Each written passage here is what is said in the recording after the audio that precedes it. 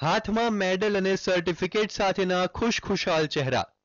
અમદાવાદી little ચેમ્પિયન્સે મુંબઈમાં યોજાયેલી ચોથી શીતો રિયુ આંતરરાષ્ટ્રીય કરાટે ચેમ્પિયનશિપમાં ઝળહળતી સિદ્ધિ મેળવી છે. આ બાળકોએ કરાટેબાજીની સ્પર્ધામાં 9 ગોલ્ડ, 12 સિલ્વર અને 5 બ્રોન્ઝ મેડલ જીત્યા છે.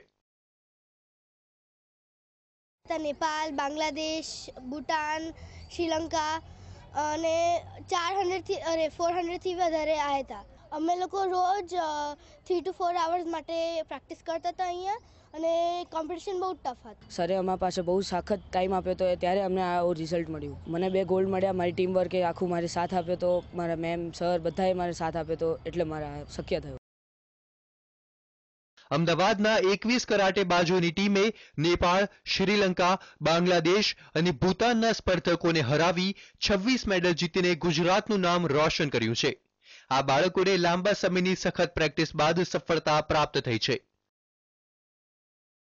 આજે ટુર્નામેન્ટ હતી, એમાં મારા કોચિંગ નીચે 9 ગોલ્ડ મેડલ નીકળ્યા છે, 12 સિલ્વર મેડલ જીત્યા છે અને 6 બ્રોન્ઝ મેડલ બાળકોએ જીત્યા છે. મુંબઈમાં યોજાયેલી કરાટે ચેમ્પિયનશિપમાં 400 કરતાં પણ વધુ સ્પર્ધકોએ ભાગ લીધો હતો. જોકે અમદાવાદના કરાટેબાજોએ કરેલી લાંબી અને સખત મહેનત રંગ લાવી છે.